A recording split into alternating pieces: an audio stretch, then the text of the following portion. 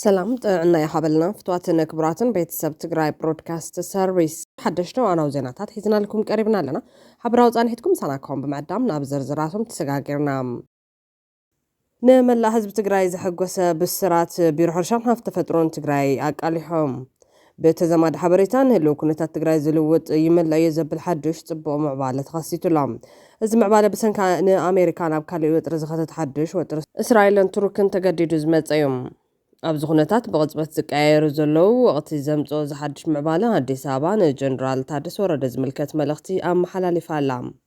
بتزمد حبريتا مس مكل خالي إثيوبيا ميت زكاير عززت مكل خال أمريكا بقداي تقراي عبي ملختي أم حلالي فام ملختنا يزوم عززتي فريز قبره أمريكا مس إسرائيل كوينا هنزاري ران زقت متوقع نخباب ما خلا يبران كيح بحرن بخبي تساليو هابزل اللغة خوينهم تركن إسرائيل بقدان حزين أو كاليو تادرهم في تاطيات هابزل الوان بمخانو عش زبال كم زي كوني زمن بزرزر كندوستينا لعلو حلف منقس تقراينا ودي سابا زخد الوغ سلام كم زي اللي قليتو لهم بخالي حبريتا جوار محمد نتمدو نايس نبلتقنا أورمو كدقف مجمارو أب كم بعال ستالين قبر سلاسي زامسلو تقارو أوهات تتمدون عطوات فانون قطع بابقي سلام የኦሮሞ ህዝብ 50 ዓመት ሙሉ ታግሎ አብይና ጃዋርን መውለዱ ያሳዝነኛል። تياب منغورو مارازا قاطما فلالي አዲስ አበባ ጥራሕ ዘይኮነስ መንጎ በብልጽግና ተሐጊዞም ንምዕራብ ትግራይ ክጎብጡ ዝደልዩ ሓይልታት ጎንደርን ዝተረፈ ክፋለ ምሓራን መገማዓሲ ይብለው ነዚያት የአሚኮ ሰራተኛ ከ3 ሰው ውጪ 48ቱ ተወላጅ ከደቡብ ጎንደር ያያሌው መንበር ጓደኛ ነው የያዙት። በየትኛውም የአማራ አካባቢ ማለት ነው ሰንሰለቱን ዘርግቶ ይህንን ህዝብ ድሃ አድርጎ የበይ ተመልካች እንዲሆን ያደረገው ይሄ ያቀነጨረ ኃይል ዛሬ ጉሮሮ ላይ ሊቆም እንደሆነ ሲያውቀው የሚያስጓጉረው ወልቃይት መሬት አሳስቦት እንዳይመስል ብልጽግና ተነቅሎ ሲሄድ ይሄ ተቋም ይሄ አሰራር ፍርስርሱ ሲወጣ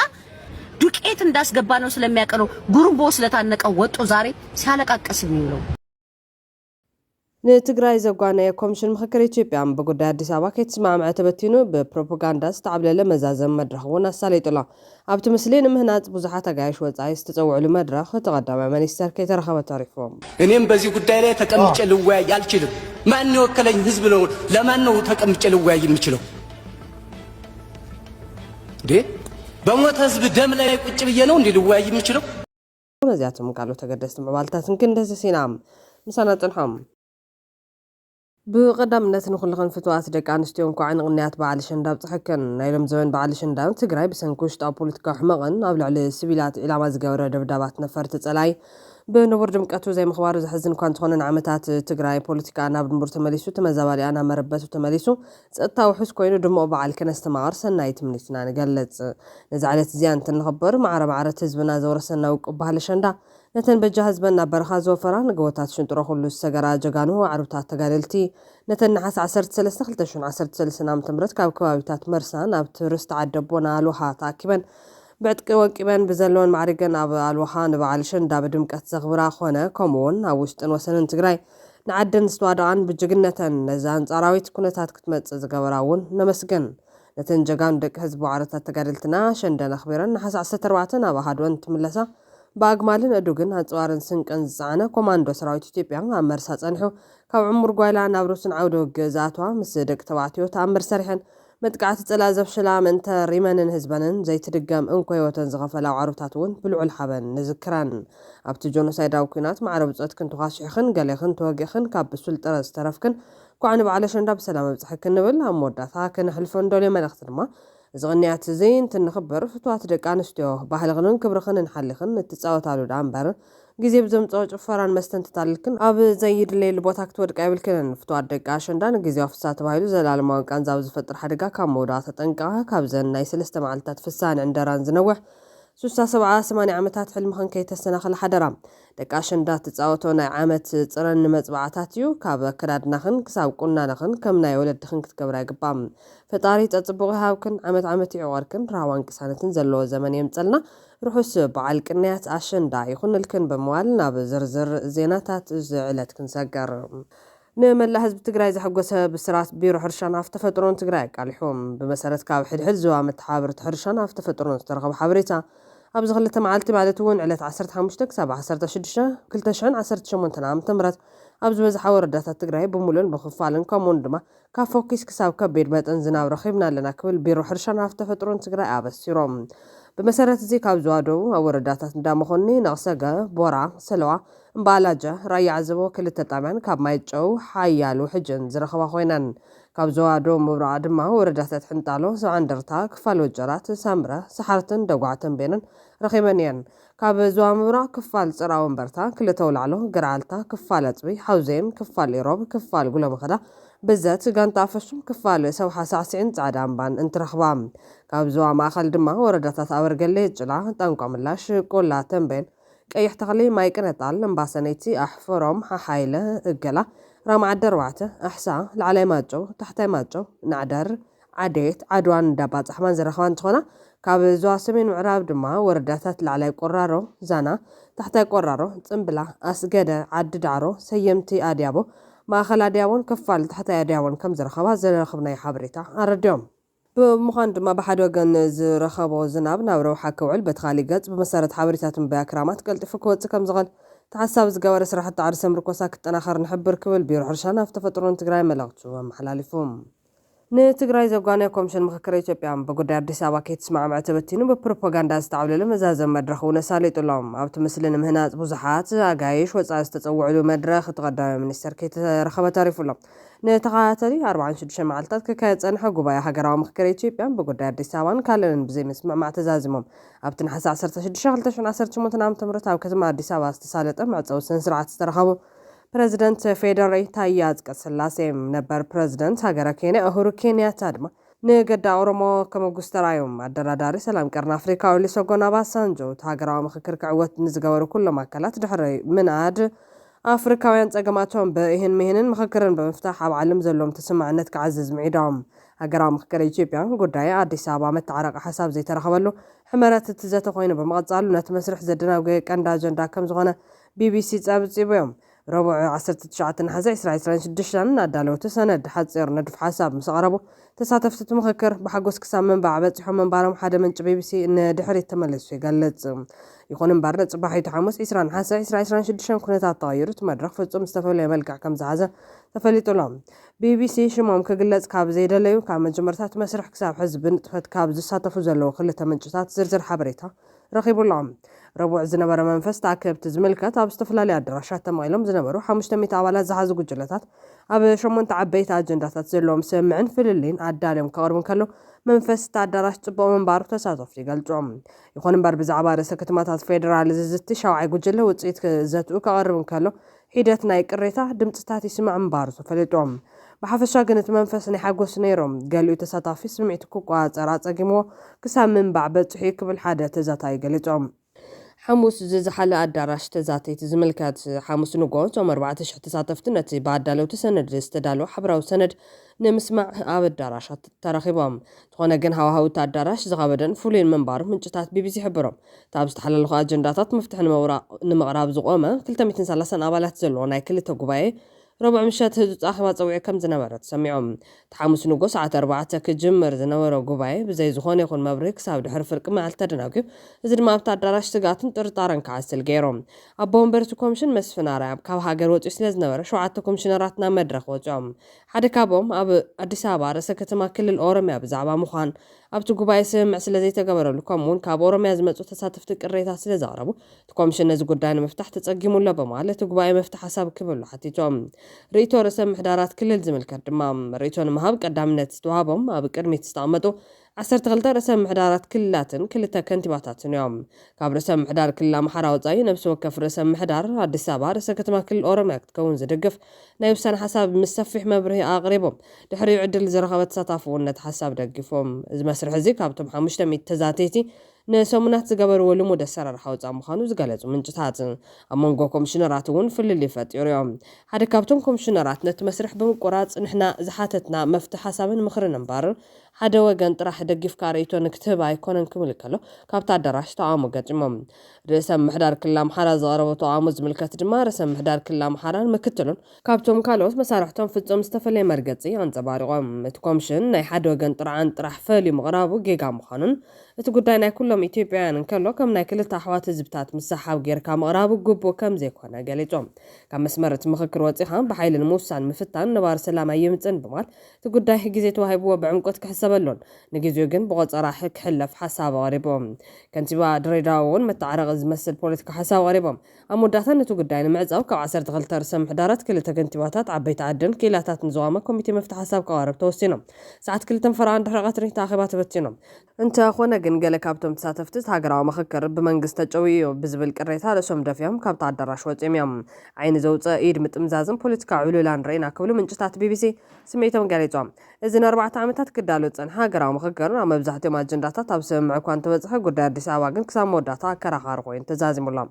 ነዚ ብዘይምርድዳእ ዝተዛዘመ መድረኽ ብፕሮፓጋንዳ ንምሽፋን መንግስቲ ንኣህጉራውያን ሕጋውነትን ተቐባልነትን ንምቅላሕ ከም በዓል ፕረዚደንት ናይጄርያ ነበር ኦሉሴጉን ኦባሳንጆ ዝኣመሰሉ ፍሉጣት መራሕትን ዲፕሎማስኛታትን ኣፍሪካ ከም ተዓዘብቲ ናብ ተኣኺባ ዓዲሞ እዮም ኣብ ውሽጢ ዓድን ዓለም ለኻውያን መራኸቢ ብዙሃንን ነቲ ኣኺባ ታሪኻውን ዕዉትን ገይሩ ንምስኣል ዝሰፊሕ ፃዕርታት እኳ እንተተገበረ ካብ ኣኺባ ወፃእን ብድሕርን ዝተፈፀሙ ፍፃመታት ግን ጉድለታት ናይቲ መስርሕ ኣቃሊዖም እዮም ቀንዲ ተቃወምቲ ፖለቲካዊ ውድባትን ዕጡቃት ጉጅለታትን ካብቲ መስርሕ ምግላልን እቲ ኣኺባ ሓቀኛ ሃገራዊ ምርድዳእ ከይበፅሕ ኣጊትወሎም ተኣኺባ ካብ ሓቀኛ ቅሬታታት ምፍታሕን ላዕሊ ብመንግስቲ ዝምወል ሓሳባት ምድጋፍ ከም ዝነበረ ተሳተፍቲ ይሕብሮም እዚ ኩነታት እዚ ለበባታትን መደምደምታታትን ኣማኻሪ ኮሚሽን ብህዝባውን ፖለቲካውን ሓያልነት ሙሉእ ብሙሉእ ተቐባልነት ከም ዘይብሉን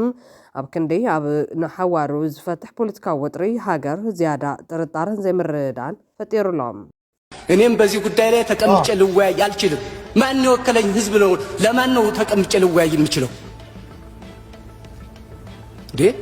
በሞተ ህዝብ ደም ላይ ቁጭ ብዬ ነው እንዴ ልወያይ የምችለው ሊሆን አይችልም ስለዚህ በትክክለኛው መንገድ ኢትዮጵያ ባንድ ዘልትገነባ ከታሰበ ትክክል አይሆንም ኢትዮጵያ የሁላችንም አገር ናት ሌላው ፈርሶ አንዱ ፈርሶ ሌላው ቆያለው የሚል አስተሳሰብ ካለም አይቻል በምንም ታል ስለዚህ እንዳትፈርስ ከተፈለገ በትክክለኛው መንገድ መሄድ ከተገባ ናብ ካልእ ሓበሬታት ተሰጋጊርና ንህልው ኩነታት ትግራይ ዝልውጥ ይመለዮ ዝብል ሓድሽ ጽቡቕ ምዕባለ ተኸሲቶም እዚ ምዕባለ ብሰንኪ ወጥሪ እስራኤልን ቱርክን መዋጥር ኣሜሪካ ተገዲዱ ዝመፅኦም መንግስቲ ትግራይ ኣብ ልዕሊ ህዝቢ ክፍጸሙ ዝቐነዩ ናይ ደብዳባት ድሮን ኣመልኪቱ ትማሊ ኣብ ዘውፅኦ መጥቃዕቲ ትግራይ ህዝባን ግዛታን ካብ መጥቃዕትን ምክልኻል እኹል ዓቕሚ ኣለዋ ክብለ ጠንቂቑ እዩ መንግስቲ ትግራይ ኣብቲ መግለፂ ክሳብ ሕዚ ዝተረኣየ ትዕግስቲ ከም ድኽመት ወይ ህዝቢ ትግራይ ነብሱ ክከላኸል ከም ዘይኽእል ክትርጎም ከም ዘይብሉ ኣጠንቂቑ ነይሩ ማሕበረሰብ ዓለም በተደጋጋሚ ኣብ ልዕሊ ትግራይ ዝፍጸም ዘሎ መጥቃዕቲ ብምኹናን እቲ ኩነታት ናብ ሙሉእ ኩናት ከይሰጋገር ጣልቃ ክኣቱ እውን ፀዊዖም መንግስቲ ትግራይ ፖለቲካዊ ፍልልያት ብዘተ ንምፍታሕ ድሉው ምዃኑ ገሊፆም ንህልው ኩነታት ትግራይ ዝልውጥ ይመለዮ ዘብል ሓድሽ ጽቡቕ ምዕባለ እውን ተኸሲትሎም ነዚ መግለፂ ስዒቡ ኣብ ወንበር ኮሚሽን ሕብረት ኣፍሪካ መሐመድ ዓሊ ዮሴፍ ምስ ፍሉልኽ ናይቲ ሕብረት ከም ዝተዘራረበ ድምፂ ጀርመን ፀብፂቦም ተጸብጻብ ኣብ ዝቐረባ እዋን ዳግማይ ዝተመረፁ ፕረዚደንት ናይጄርያ ነበሩ ኦሉሴጉን ኦባሳንጆ ሎሚ ምስ ኣብ ወንበር ኮሚሽን ሕብረት ኣፍሪካ መሐመድ ዓሊ ዮሴፍ ብመራኸቢ ሕብረት ኣፍሪካ ብቀርኒ ኣፍሪካ ሰላም ምርግጋዕ ንምምፃእ ዝገብሩ ዘሎ ጻዕሪ ደጊፎም ኢሎም ሕብረት ኣፍሪካ ኣብ ዘውፅኦ ሓፂር መግለፂ ክልቲኦም ወገናት ኣብ ዝባን ካልኦት ነቲ ኣህጉር ዘተሓሳስቡ ጉዳያትን ሓሳብ ተለዋዊጦም ተወሳኺ ዝርዝር ሓበሬታ ይሃበን ዝርከብ ኣብ መንጎ ፌደራል መንግስቲ ኢትዮጵያን ህወሓትን ዘሎ ወጥሪ ናብ ካልእ ዙርያ ሙሉእ ኩናት እናተጋደደ ኣብ ዝኸደሉ ዘሎ እዋን ዝካየድ ዘሎ ኣብ ዝሓለፈ ወርሒ ሰነ ናብ መቐለ ዝተጓዓዙ ኦባሳንጆ ምስ መራሕቲ ትግራይ ከም ዝተዘራረቡ ይፍለጥ ድሕሪ ዑደቱ ወጥሪ እናወስኸ ይመፅእ ኣሎ ኣብ ኢንስቲትዩት መጽናዕቲ ጸጥታ ላዕለዋይ ብጻይ ሙሴ ኦኬሎ ነደቹሌ ኣብ ዝሃቦ ሓበሬታ ኦባሳንጆ ሕዚ ዘሎ ተራ ካብ ዝኾነ እዋን ንላዕሊ ጻዕሪ ከም ዝሓትት እዩ ገሊፆም እቲ መግለፂ ሕብረት ኣፍሪካ ኣብ ሰሜን ኢትዮጵያ ዘሎ ወጥሪ ንምህዳእ ዝግበር ጻዕሪ ዝጠቐሰ ነገር የለን ኣብ ወንበር ኮሚሽን ንኦባሳንጆ ኣብ መላእ ኣህጉር ሰላም ዘተን ምርግጋዕ ንምድጋፍ ንዝገብሮ ጻዕሪ ንኢዱ ኢሉሎም ኦባሳንጆ ወገንተኛ ሸማጋሊ ምዃኑ ብወገን ትግራይ ዝንቀፍ ኮይኑ ካሊእ ዝሓሸ ተስፋ ዝግበረሉ ፕረዚደንት ኬንያ ነበሩ ኡሁሩ ኬንያታ ናብ ኣዲስ ኣበባ ምእታው ግን ተስፋ ዝህብ ኮይኑ ይርከብ ብመሰረት ፀብጻብ ቤት ጽሕፈት ፕረዚደንት ኬንያ ኡሁሩ ኬንያታ ኣብ መላእ ዝባና ኣብ ህንፀት ሰላምን ንኩሉ ዝሓቅፍ ፖለቲካዊ ዘተን ቀጻሊ ኣበርክቶም ብምግንዛብ ብኮሚሽን ሃገራዊ ዘተ ኢትዮጵያ ተዓዲሞም ዝብል ኮይኑ ምስ ኮሚሽን ሃገራዊ ዘተ እውን ዝተኣሰር ጉዕዞ ከም ዘለዎ እዩ ተመላኺቱ ዘሎም በኢትዮጵያ ፌዴራል መንግስትና በህወሓት መካከል ያለው ውጥረት ባየለበት በአሁኑ ወቅት ኦሉሴጉን ኦባሳንጆ ዛሬ ከአፍሪካ ህብረት ኮሚሽን ሊቀመንበር ጋር ተወያዩ። ሁለቱ ተወያዮች በቀጠናው ባሉ ጉዳዮችና ከአህጉሪቱ ጋር በተያያዙ ሌሎች ርዕሶች ላይ ሀሳብ መለዋወጣቸው ተገልጧል። ዝርዝር ማብራሪያ ግን አልተሰጠም እና መጽሔት ዝርዝር ዘገባ ይኖረናል። በኢትዮጵያ ፌዴራል መንግስትና በህወሓት መካከል ያለው ውጥረት ባየለበት በአሁኑ ወቅት ኦሉሴጉን ኦባሳንጆ ዛሬ ከአፍሪካ ህብረት ኮሚሽን ሊቀመንበር ጋር ተወያዩ። የአፍሪካ ህብረት ለአፍሪካ ቀንድ ሰላምና መረጋጋት የሚያደርገውን ጥረት እንዲደግፉ በቅርቡ በድጋሚ የተሾሙት የቀድሞ የናይጄሪያ ፕሬዝዳንት ኦሉሴጉን ኦባሳንጆ ዛሬ ከህብረቱ ኮሚሽን ሊቀመንበር መሐሙድ አሊ ዩሱፍ ጋር በጽህፈት ቤታቸው ተገናኝተው የተወያዩት አዲስ አበባ ውስጥ ነው። የአፍሪካ ህብረት ውይይቱን አስመልክቶ ባወጣው አጭር መግለጫም ሁለቱ ተወያዮች በቀጠናው ባሉ ጉዳዮችና ከአህጉሪቱ ጋር በተያያዙ ሌሎች ርዕሶች ላይ ሀሳብ መለዋወጣቸውን አሳውቋል። ዝርዝር ማብራሪያ ግን አልሰጠም። ኦባሳንጆ ባለፈው ግንቦት በድጋሚ ከተሰጣቸው ኃላፊነት ዋነኛ ተግባራቸው በሰሜን ኢትዮጵያ ከቀጠለው ውጥረት ጋር የተገናኘ መሆኑን የጸጥታ ተንታኞች ተናግሯል። ባለፈው ሰኔ ወር ወደ መቀለ የተጓዙት ኦባሳንጆ ከክልሉ መሪዎች ጋር ውይይት ማድረጋቸውን አሳውቋል። بتزمد حوالي ما مس مكلخال إثيوبيا ميت زكايدو عززتي مكلخال أمريكا بقداية تجري عب ملخت محلل فهم ملختنا يزوم عززت فلوس قبره أمريكا مس إسرائيل كوينة هنزار إيران زقت متوجه نخباب ما خلاه مبران كيح بحرن بخبيت ساليو أبزل اللغة خوينهم تركنا إسرائيل بقدان حزنا وكالو تدرام في تاطي يأتوا أبزل والأوان بمخانو عشش زبال كم زيكونا يزمان عب إثيوبيا أم أخبار سوا مسلات أبوان كنات ممكن فنجن سلطنا كبوغن معموداتا بزعبا السمع زقبرو هذا السراويت أمريكا كبير مدنقتها كم زاويو زرخوني حبريتا ملخيت زلوم حزب في اللاي مس تقراين أو كالي كوينات نتاعتهم نيتيبيا فحزب بالكاوني خالي ونغرنا أفريكا دما كبير حنفش فشيوم سلاز بغلطف كتفتحوا لكم قبل أمريكا وتدرا حلفن نفيلد مارشال برهان وجلاز معدم وخانو زملكت إذا حبريتا قداي محران قداي تقراي قداي رومو قداي عفار قداي إيرترا عسبناتنا يزبل قداي السودان قداي قبصي قدب قداي قطبانة هاقرنا من قرار زوتو قداي مخانو هاب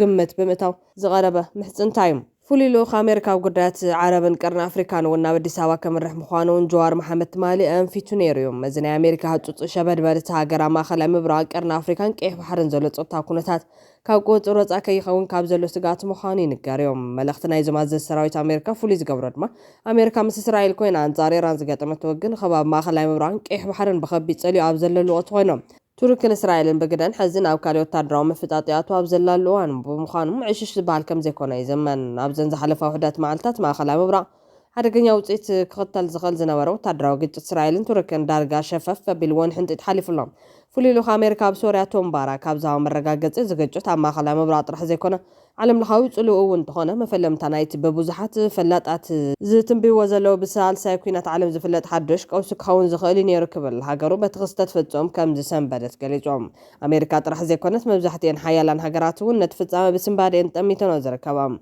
نمخانون زي كفر راح تسنح فتت تركن إسرائيل من تاياب ساعات زي كمقواز أرستسانو بارحوي كاب فخم ناب بعبع مبال عارقو زلو من تاي كان أمريكا سنبيدو نزبل بحزير كم زي مسل إسرائيل دحرت التأليفية زبالة توسلي وحاوريتانا من محدار ترامب تسمع اللي ملختي سريدام تغسي ترك سراويتانا وشتو سوريا كتاتو مس منقستو سوريا بسمع بس حزب لينيرو إسرائيل نزا حاوريتا بحلاف كفلس اللي موساد رومان هوفمان نبيلانا محدار ترامب بزحاتهم دحرز أمريكا نفوليلو خوتهم باراكنا ما خلا مبرق بهتو سليخاتهم دحرز أمريكا نفوليلو خوتهم باراكنا ما خلا مبرق بهتو سليخاتهم مستراو سلو ساوزرب أمانقو منستر قداتو تساي سوريا عساد الباشابانين توم باراكن رومان هوفمانن دحر مكادروم سوريانا تخصي بترنت إيغان أو قدايو تدرو معسكر أبو الزاهور زلو أو تننت إيرام أو تموقت سوريانا معسكر أبو الزاهور كتما عبلو كم تدلن منقستو ركد ما بمعوالو كتحقاقز مسمع معون طرح مخانبة من تزارر نتب إسرائيل زغربة نتيقاتهم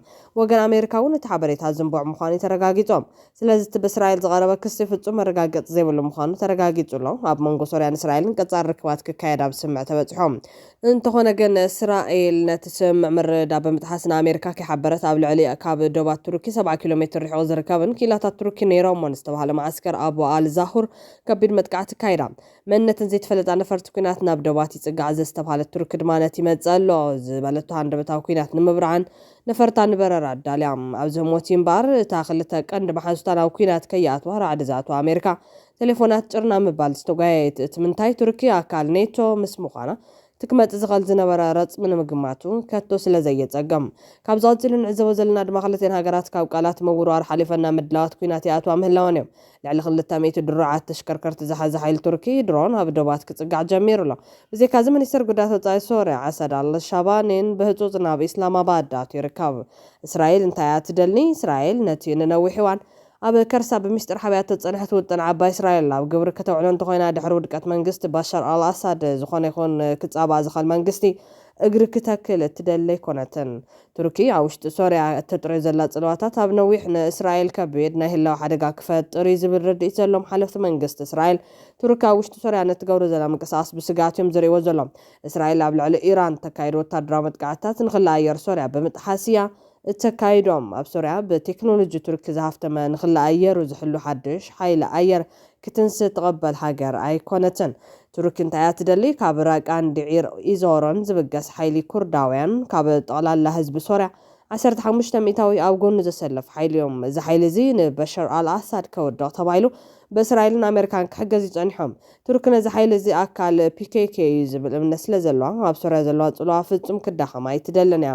ቱርኪ እስራኤል እትበሃል ሃገር ኣብ ሶርያ ገቢላ ምስ ትወፅእ ናብ ደባት ቱርኪ ክትጽጋዕ ዝብል ፍርሕ ስለ ዘለዋ ነቲ ብኣልሻራ ዝምራሕ ሓድሽ መንግስቲ ሶርያ ናይ ምድልዳል ነዊሕ ውጥን እዩ ዘለዋ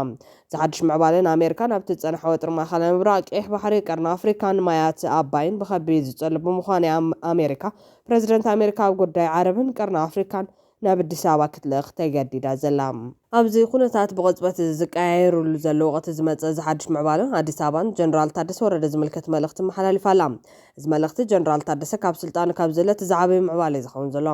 መንግስቲ ኢትዮጵያ ተደራደር ዝብል ፀቕጢ ምስ በርትዖን መንግስቲ ጀነራል ታደሰ ወረደ ኣፍልጦ ከም ዝብ ገሊፆም ግልጋሎት ኢሚግሬሽን ኢትዮጵያ ብጊዜያዊ ምሕዳር ዘይተጻሓፉ ሰነዳት ኣይቅበልን ክብል ኣብ ሰሙን ዕላው ዝገበረ መልእኽቲ እውን መራያና እዚኦም ካብ ግልጋሎት ኢሚግሬሽንን ዜግነትን ኢትዮጵያ ፓስፖርት ንምውፃእ ይኹን ዝተፈላለዩ ግልጋሎታት ንምርካብ ካብ ትግራይ ዝመጹ ዜጋታት ብጊዜያዊ ምሕዳር ዘይተጻሓፉ ዶኩመንታት ሒዞም እንተመጽኦም ከም ዘይተናገዱ ተሓቢሮም ኣብቲ ዓውዲ ንሱ ጉዳይ ብምፍጻም ዝነጥፉ ሰሙያታት ከም ዝሕብርዎ ልደት ካርድን መለለይ መንነትን ሓዊሱን ፓስፖርት ንምውፃእ ከማልኡ ዝግብኦም ኩሎም ሰነዳት ብጊዜያዊ ምሕዳር ማህተምን ሄድኒግን ዝክጽሓፉ ከም ዘሎም ብምግላጽ ካብ ወጻእቶም ሰነዳት ብሄራዊ ክልላዊ መንግስቲ ትግራይ ዝብል ሄዲንግን ማህተምን ዝዓረፎም ተኾይኖም ግን እታ ኣፀዋውዓ ንሱ ብፌደራል መንግስቲ ኣፍልጦ ስለ ዘይብሉ ከም ዝበሉ ዶኩመንታትን ዝሓዙ ተጋሩ ትትካል ግልጋሎት ምሃብ ከም ዘቋረፀ ሓቢሮም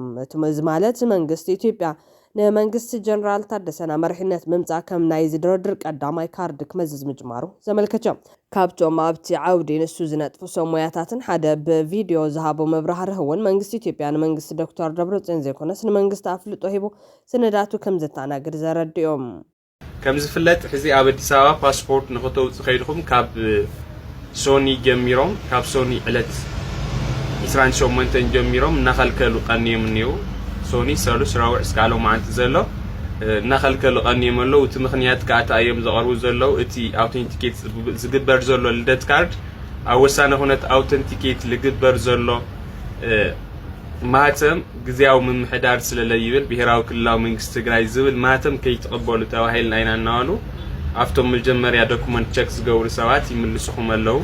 ነገር ግን እንታይ እዩ ኣትይኹም ዝነበርኩም ብዙሓት ሰባት ቅርሽና ተቓፂሉ ማለት እዩ ከም ኢና ክንገብር ገለ ትብሉኒ ዘለኹም ከምኡ ኣይኮነን ማህተም ገይሮም ኣብ ድሕሪት ጽሒፎም እዮም ዝሰድኹም ዘለዉ ሶ እቲ ኢሚግሬሽን ኦፊሻሊ ዘውፅኦ ነገር የለን ዘውፅኦ ኣዋጅ የለን ከምዚ ገበሩ ከምዚ ይኹን ኢሉ ዘውፅኦ ኣዋጅ የለን ነገር ግን ክሰድኹም ተለዉ ማህተም ገይሮም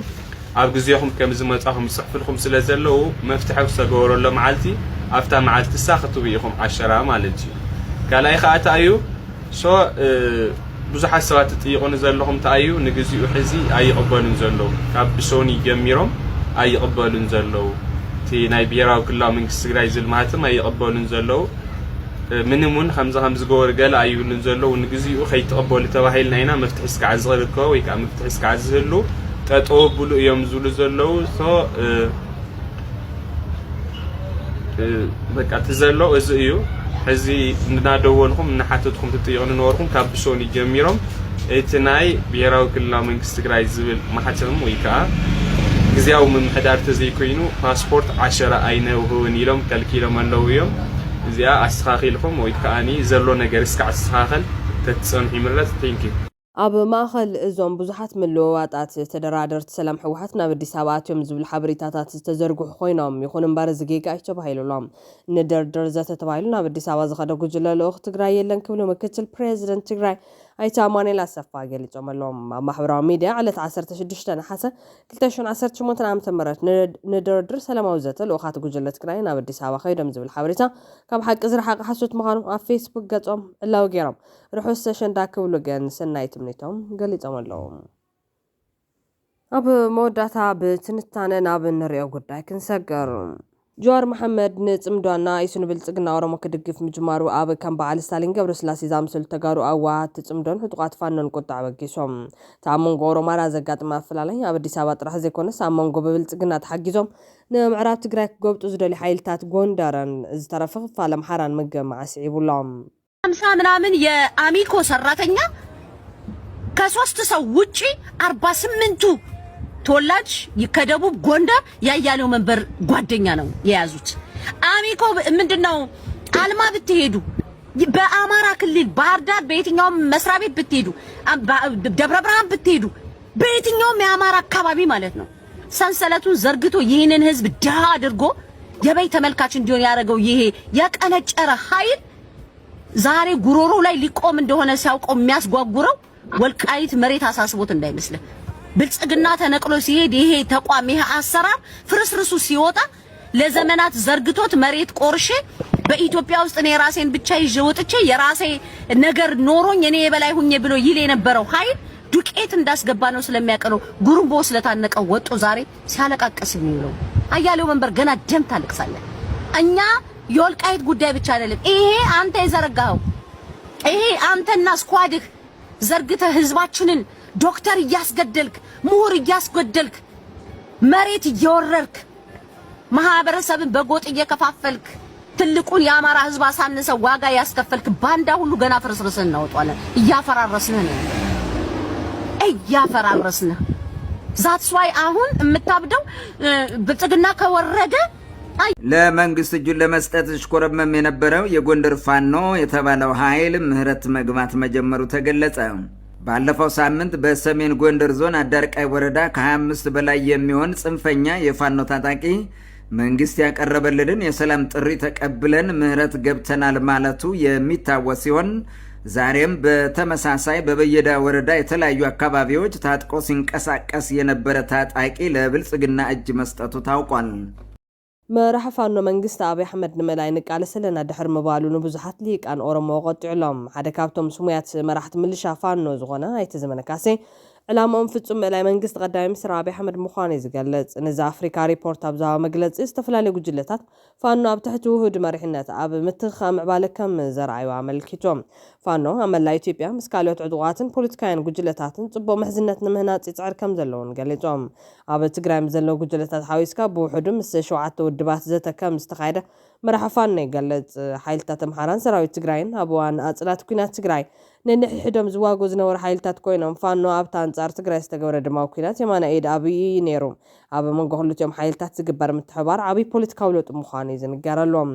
ዘመነ ትዘተን አብይ አህመድ ምእላይ ጥራሕ ዘይኮነስ ትሕዝ ዘሎ መንግስቲ ምስተዓሎ ኢትዮጵያ እንታይ ክትመስል ከም ዘለዋ እውን ይዛቶ ከም ዘሎ ይዛረብ ኣብ ክልል ኣምሓራ ካብ 2023 ጀሚሩ ኣብ መንጎ ድባይ ተዋጋእቲ ፋኖን ሓይልታት መንግስቲ ኢትዮጵያን ኩናት ይካየደሎም በዚ ዝተቆጥዐ ዝመስል ኣይተ ጀዋር መሐመድ አብይ አህመድ ከጥፍእ ክብል ሕዝብ ዘሎ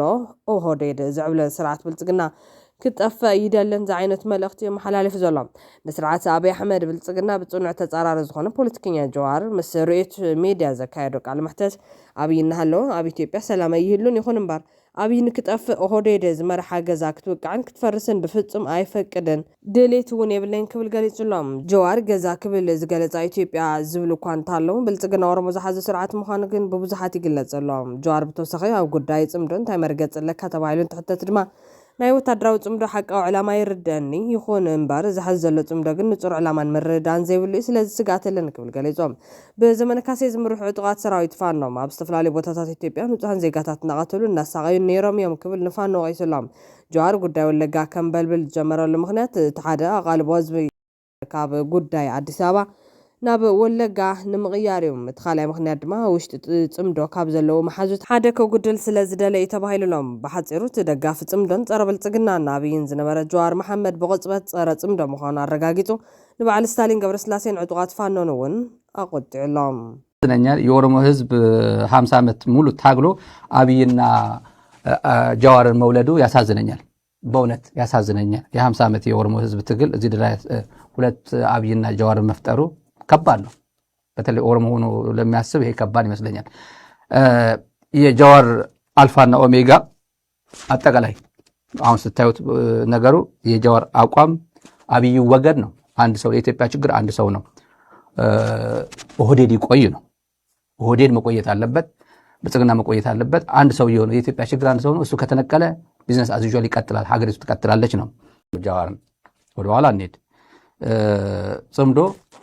የህዝብ ለህዝብ ግንኙነት ነው። እነማን ኦኤምኤን ያፈረሰው ኢሳት ያፈረሰው የኢትዮጵያውያን ህይወት ምስቅልቅል ያደረገው እሱን መጠገን ነው። ትብብር ተብየው እያለ ጀዋር መሐመድ የሚቀልድበት ትብብር ተብየው ትብብር የግድ ነው። እኛ ሌት ተቀን ምን ለፋው ጀዋር የሚባል ስም እዚህ ሚዲያ ላይ ስሙን ሳንወቅሰው የትላንት ነገሩን ሳንወቅሰው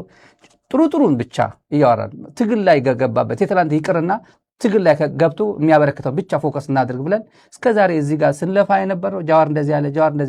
ያለ ብለን ትግል ላይ ያለ ብለን ነው። ትግል ላይ እና ትብብር ተብየዋን ጋር ሳትንቀሳቀስ ጎማዋን እየተነፈሰች ነው ብሎ እንደ መጽሐፍ አይደለም። ፌስቡክ ላይ መጽሐፍ፣ ቲክቶክ ላይ አሁን ጀዋር መሐመድ እንደ ድሮ ያስብ ይሆናል። ድሮ መንገድ ዝጋ ሲባል በዚህ በኩል ምንድነው ይሄ ማቃጠል፣ ነዳጅ ቦቴ ምናምን ማቃጠል፣ መንገድ መዝጋት ምናምን ነበር ድሮ አይደል? ሁሉም ቀይሮ ተነሳ ይሄ ተነሳ ሲባል አሁን ዝም ብዬ ሳስበው ጀዋር መሐመድ ዘኦንሊ መክፈትና መዝጋት የሚችለው ፌስቡክ ብቻ ነው። የአባቱ ቤት የእናቱ ቤት እንኳን መክፈት የሚችልበት እድል የለውም፣ አይገባማ። የግል ፌስቡክና ወይ ቲክቶክ ምናምን ሎግ አውት ወይ ኦፕን ከፍቶ የሆነ ነገር ሀሳቡ መግለጽ ይችላል። የግል ፌስቡክ የግል ሶሻል ሚዲያ ብቻ ነው መክፈት መዝጋት የሚችለው በዚህ ሰዓት፣ አሁን ካለው ሁኔታ ማለት ነው፣ አሁን ካለው አቋሙ አንጻር ማለት ነው። እንካ ተብሎ የነበረው የ2018 በፈረንጆች ለውጥ የነበረው የምታውቁት ነው። ድንጋይ ወርውረን አባይ ፀሐዬን ስኳርና ዘይት ስኳር ፕላስ ዘይት የስኳር አባይ ፀሐዬ ይሄ ጫላ ቡና ያመርታል፣ ሐወስ ቡና ኤክስፖርት ያደርጋል እየተባለ የሌለ ኢሜጅ ሲሰጥ የለውጥ አካል ነን ተብሎ ከሚኒሶታ በቀጥታ መጥቶ ጥላቻ ለመንዛት አብይ አህመድ ጀዋር ነው የነዛው አይነት ጀዋር ፕሮፓጋንዳ ያደረገው አይነት ጥላቻ ከጦርነት በፊት ከአብይ አንደበት አልወጣም። ጥቂት ነው የቀንጅብ ምናምን አለ የሰኔንትን። ከዛ በፊት ግን የነበረው መጀመሪያ አብይ እንዲያውም ወርቅ ናችሁ፣ ጀግኖች ናችሁ፣ አፋር እንደዚህ ናችሁ፣ የሰው ልጅ መገኛ፣ ጎንደር እንደዚህ ናችሁ፣ ትግራይ እየሄደ እናንተ የ50 ዓመት ታጋይ መለስ ሙሴ አጋዚ እያለ ስንት የትግራይ ጀግኖችን በትግርኛ ጭምር ኢንተግሬት ለማድረግ ሲሞክር ነበር። ጀዋር በዛን ሰዓት በየክልሉ ጸረ ትግራይ ነበር የሚነዛው። ጸረ ትግራይ ነው፣ ጸረ ህወሓት አይደለም፣ ጸረ ትግራይ የነበረው ጥላቻ ይሄ በቃ ለውጥ መጥቷል እንካ ብለው ጀዋር ናይ ጽምዶ አባል መሲሉ ክሰርሕ ምጸንሐ ሓዚ ምጥላሙ ምስቲ ሓጎስን ቶላን እናበለ ተጋሩ ኣብ 2008 2009 ዓ.ም ተጋሩ ኣብ ኦሮምያን ኣምሓራን ክቕተሉ ከም ዝጸንሑ ኩሉ ሓዚኸ ንምንታይ ኣንጻር ዝፍጠሩ ዘለዉ ጽምዶ ተላዒሎም ዝብሉ ሕቶታት ዘልዕሉ ተዓዘብቲ ምዕራባውያን ኣብ ኣይተ ጌታቸው ረዳ ንኣብይ ንምትካእ ድሕሪ ወታደራዊ ዕልዋ ወይ ብኣካል ሓሲቦምዎ ዝነበሩ ቀይሮም ምስ ጀዋር ድርድር ምጅማሮም ዲኸውን ወይስ ብልጽግና ኦሮሞን ኣብ ስልጣን ካብ ዝመጽእ ኣብ ኢትዮጵያ ዝህልቆ ናይ ሰብ ቁጥርን ዝፈጸሞ ገበንን ብጣዕሚ ክፉእ ስለ ዝኾነ ትጽምዶን ኦህዴድን ተገልቢጡ ኣብ ልዕሊ ልሂቅ ኦሮሞ ክፍጠር ዝኽእል ሓደጋ ኣፍሪሕዎ ወይስ ኣባሃሪርዎ ወይስ ካብ ኩሉ ጾታታት ስለ ዝተገለፈ ኣነ ዘየለ ኩሉ ምሕዝነት ኣይ ምሕዝነትን ኣይሰምርን ካብ ዝብል ዝዓይነቱን በዓሉ ዝህቦ ክብሪ ወይስ ካሊእ ዝብል ሕቶ ብምልዓል ጀዋር ነቲ ብቆልዕ ምስ ብልጽግና ዝሰርሕ ዘሎ ናይ ጎንደር ፋኖ ገዲፉ ኣብ ወለጋ ፋኖ ዝዘመተሉ ምክንያት ጠቂሶም ኣሎ። ናይ ጀዋርን ብልጽግናን ረኽብን ፍልሌን ምርድ ኣብ ፖለቲካ ትግራይ ወሳኒ ዝብሉ ዞም ተዓዘብቲ ጀዋር ከም ኩሉ ኣኽራር ኦሮሞ ብሔርተኛ ኦሮሞ ብዙሕ ቁፅር ስለ ዘለዎ ልዕሊ ማንም ክርባሕ ኣሎ ኢሉ ዝኣምን ሰብ እዩ። ኢትዮጵያ ብድሌታትን ባህልን ኦሮሞ ክትቅረ ጸልዋ ኢሉ ዝኣምን ሰብ እዩ። እዚ ምስ ብልጽግና ይኹን ካልኦት ተኸራርቱ ኦሮሞ ብሔርተኛታት ሓደ ዝገብሮ እዩ በማል ጀዋር ምስ ኦሮሞ ብልጽግና ዘለዎ ኣፈላላይ ዝምልከት ድማ ጀዋር ምስ ብልጽግና ዘለዎ ኣፈላላይ ትልሙድ ናይ ስልጣን ንሕንሕ ከም ዘሎ ኮይኑ ኣብ ኣካይዳ ስትራቴጂ ወይ ርክብ ኦሮማራ ዝምልከት እዩ። ጀዋር ከም ልምዲ ዘይብሉ ሰብ እታ ናይ ፖለቲካ ቁፅሪ ህዝቢ ከም ዘላ ናብ ረብሓ ክትርጉማ እዩ ዝደሊ። ናይ ኦህዴድ ሰባት ድማ ብተሞክሮ ኦሮማራ ንታክቲካል እምበር ከም ዘይትሰርሕ ፈልጥዋ እዮም። ኣፈላላይ ጀዋር እውን ናብ ገዶ ኣማራ ክልል ከይዱ ሞኪርዋ ዝነበረ ንሳይ ኣይበልን። እዚ ንምንታይ ማለት እዩ ምስ ትግራይ ከንታይ ይራኸቡ ዝብል ሕቶ ብምልዓል ድማ እዚ ናይ ጀዋር ድሌት ኦሮሞ ዝለዓለ ቁፅሪ ስለ ዘሎ ብቐዳምነት ድሌታቱ ይኽበር ኣሎ። ኣምሓራ ድማ ብበዝሒ ካላይ ስለ ዝኾነ ምስ ኦሮሞ ኣብ ዘለሉ ውጥጥ ዝሰኣኖም ረብሓታት ካብ ካልኦት ሕዲካ ክከሓስ ይግበር ዝብል እዮም። ብግልፂ ቋንቋ ኣምሓራ ኣብ ጉዳይ ደራ ኣዲስ ኣበባን ካልእ ከባቢታትን ኦሮሚያ ይግደፍ ኣብ ክንዶ ኣብ ወልቃይት ራያ መተከልን ይድገፍ ዝብል እዮም። ብናይ ጀዋር ቀመር ናይ ኣምሓራ ምሕዝነት ንምጥንኻር ወልቃይት ይኹን ራያ ክሳብ ሕዚ ንኣምሓራ ክወሃብ ነይርዎ ዝብል እዮም። ኦህዴድ ዝኽተሎ ዘሎ ጽንሑ ሪፈረንደም ይገበር ዝብል መስርሕ ይቃወሙ ይክብሉ እዮም ንድሌት ጀዋር ዘረድኦም። ስለዚ እዚ ምስቲ ዝብሎ ዘሎ ናይ ወለጋ ፋኖን ናይ ጎጃምን ሸዋን ፋኖን ኣብ ቅድሚት መሪሕነት ምምፁ እንታይ የራኽቦ ዝብል ሕቶ ዘልዕሉ ዞም ተዓዘብቲ ኣብቲ ናይ ፋኖ መሪሕነት ዝተፈላለየ ምዃኑ የረድኦም። ናይ ኣምሓራ ድሌት ሓደ ይኮነን። ሸዋ ናይ ባዕሉ ሕቶ ኣለዎ፣ ጎጃም ናይ ባዕሉ ሕቶ ኣለዎ፣ ጎንደር ናይ ባዕሉ ሕቶ ኣለዎ። ኣብዚ ሸዋ ይኹን ጎጃም ምስ ትግራይ ዘጋጭ ስትራቴጂክ ረብሓ የለን። እዚ ማለት ግና ቀዳምነት ረብሓ ጎጃምን ሸዋን ይቐድሙ ማለት እምበር እንተተሳኺዕሎም ብዛዕባ ረብሓ ጎንደር ኣይግድሽን ማለት ኣይኮነን። ፖለቲካ ግን ሓፃር ኮበርታ ስለ ዝኾነት ኣብ ጉዳይ ጎንደር ዕሽ ምባሎም ናይ ግድን እዮም። ስለዚ ሸዋን ጎጃምን ናብ ፋኖ መሪሕነት መምፅኡ ግጭት ከባቢታት ኦሮምያን ኣምሓራን ብወልቃይት ናይ ምቕያር ድሌታት ጀዋር ትኩረት ይስእን ኣሎ ማለት እዮም። ጀዋር ምስቲ ብብልጽግና ወዲብዎ ዝብሎ ዘሎ ናይ ወለጋ ፋኖ እንታይ ይፀገሙ? ጀዋር ናይ ብሓቂ ብልጽግና ዝወደቦን ፋኖ ናይ ምቅላዕ ድሌት እንተዝኸውን ስለምንታይ በቢ ግዜኡን ኣብ ብልጽግና ዝስልም ዘሎን ኣብ ብልጽግና ግልጽ መትከል መሓዝ ኣብይዎ ዘሎን ናይ ጎንደር ፋኖ ኣጀንዳ ዘይገብሮ ዝብል ሕቶ ብምልዓል ኣገዳሲ ኮይኖም ዝብል ሕቶ ምልዓል ኣገዳሲ ኮይኑ ድሌታት ጀዋር ረብሓታት ትግራይን ኣምሓራ ከም ዓስቢ ኣህጊሩ ብኣምሓራ ተዓጅቡ ኣብ ኢትዮጵያ ሉዓላውነት ኦሮሞ ምርግጋጽ እዮም። ነዚ ብዋናነት ግና ንስትራቴጂ ጀዋር ዋና ዕንቅፋት ኮይኑ ዘሎ ናይ ወለጋ ፋኖ እዩ ይብሉ ዞም ተዓዘብቲ። ናይ ወለጋ ፋኖ ብኸመይ ነታ ጀዋር ካብ ብልጽግና ብሓፂሩ ከም መሓይሻን ክትግብራን ዝሓስብ ዘሎ ቁማር ኦሮማራ ኣብ ላልነት ኦሮሞ ዕንቅፋት ኮይንዎ ዝብል ሕቶ ብምልዓል ቀዳማይ ዕንቅፋት እታ ጀዋር ኣብ ወልቃይትን ራያን ክፃወታ ዝደሊ ቁማር ባዕላ ኣብ ወለጋ መፅያት ልውላ ይብሎም። ካልኣይ ዕንቅፋት ድሌታት ናይ ወለጋ ፋኖ ኣብ ፖለቲካ ህልውና ይሃልወና እዮም። ሳልሳይታ ክፈጥራ ዝደላ ኣብ ኢትዮጵያ ናይ ኦሮሞ ልዕልና እውን ኣብ ሓደጋ ወዲቓላ። ኣብ ወለጋ ብሰንኪ ናይ ወለጋ ፋኖ ሕልምታት ጀዋር ካብ ኣጥቃዒነት ናብ ተጠቃዕነት ያወሪዳ ዘላ። እቲ ግጭት ኣብ ወሰናወሰን ኦሮሚያ ምዃኑ ተሪፉ ወለጋ እውን ሰዋና ኢና ናብ ዝብል ብሓይሊ ዝተደገፈ ሕቶ ይቐሪቡ ዘሎ ብምባል ስለዚ ጀዋር ነዚ ሓይሊ ብቐጥታ ክስዕሮ ስለዘይኽእል ካብ ቃልሲ ፋኖ ክስርዞ እዩ። እዚ ግና ኣይኸውንን። ጀዋር ንእሽተይ ደንጊዩ ግዜ ሓሊፎ እዮም። ሕዚ ናይ ወለጋ ፋኖ ጀነራል ከይተረፈ ብምቕታልን ዓበይቲ ዓወታት ብምምዝጋብን ሚዛን ወሲዱ እዮም። ብቐሊሉ ዝጓኒ ሓይሊ ይኮነን። እቲ ዘገርም ናይ ጀዋር ዕውልና ግን ነቲ ብቁሉዕ ምስ ብልጽግና ዝሰርሕ ናይ ጎንደር ፋኖ ገለ ከይበለ ነቲ ገዘፍቲ ዓወታት ኣብ ልዕሊ ብልጽግና ዘመዝግብ ዘሎ ናይ ቢዘሞ ኣይሻ እዚ ናይ ብልጽግና እዩ ወዲብዎ ምባል እዩ ዝብል ትዕዝብቲ ኣካፊሎም ዘሎም። ካሕሰይ ሃይለ ዝተባሃለ ትግራዋይ ተዓዘባ ኣብዚ ጉዳይ ተደሪኻ ኣብ ዘቐመጦ ርእቶም እዚ ዓዲ ብሓቂ ንዩጎዝላቪያ እናመስለት ትኸይደላ ብግምት ካብ 3 ካብ 70 ሚታዊ ክብል ይኽእል ክብል ትዕዝብቲ ኣካፊሉ ኣሎ። ነቲ ዘሎ ኩነታት ምስ ዩጎዝላቪያ ከመሳስሎን ከሎ ከምዚብል ኣምሓሩ ኢሎሶቪች ዝውክል መራሕ የብሎምን እምበር ድሌቶምን ድርጊቶምን ብትኽክል ንሰርባውያን ይመስል። ምክንያቱ ሰርብስ ኣብ ኩለን ክልላት ናይ ባዕሎም ምልሻ መስሪቶም ሰብናን ግዛእትናን ዝብልዎን ምሕላው ይዋግቡ ነይሮም። ኣምሓር እውን ከጣይሹ ምጅማሮም የገርም። ኣብነት ፋኖ ኣብ ወለጋ የተከዘ ዘብን የሕጉም ብርዳ ዘብን ድማ ኣብ ትግራይ ዕላምኡ ድማ ኣብኡ ዘሎ ድሕነት ኣምሓራይን ግዛእትን ንምሕላው ዝብል ዘይምድናቕ ኣይካልን። ትግራይ ንፕረዚደንት ቱጃማን ዝውክል ብቑዕ መራሒ ይብላን ግን ክሮሽያ ትመስል ሃገር እንተኾይና ከቢድ ዋጋ ከፊላ ሃገር ስለ ትኸውን ብደንብ የምስላም ሶማሌ ክልል ንስሎቬንያ ትመስል ተኣፈላላይ ስሎቬንያ ቀድማያ ብዘይደም ፍሳስ ወፅያም ሶማሊያ ክልል ድማ ወላ ድሕራት ኹን ብሰላም ናይ ምውፃእ ዕድላት ሰፍሐ ስለ ዝኾነ እንተወፅያ ስሎቬንያ ትውክል ንበዓል ቦስንያ ሄርዞጎቪና ኣበይ ከም ዘቕምጠን እንዳዒም 00 ናይ መወዳእታ ድፋዕን ምዕንደሪትን ሰርቢያዊ ጀነራል ሙላዳች ናይ ምዃን ዕድል ዘለዋ ክልል ተዘጋረበት ኦሮሚያ ትመስል ንበዓል ሞንቴግሮ ምስ ደው ክልል ተመሳሰልነት ኣለዋን ምክንያቱ ክሳብ መወዳእታ እናተለማመፃ ምስ ማእኸላይ መንግስቲ ምፅንሐን እዮም ተኣፈላላይ ኣብ ዩጎዝላቪያ ማእኸላይ መንግስቲ ብሰርቢያ እንተታሒዙ ነይሩ ኣብዚ ሙሉእ ብሙሉእ ኣምሓሩ ዝውንንዎ መንግስቲ የለን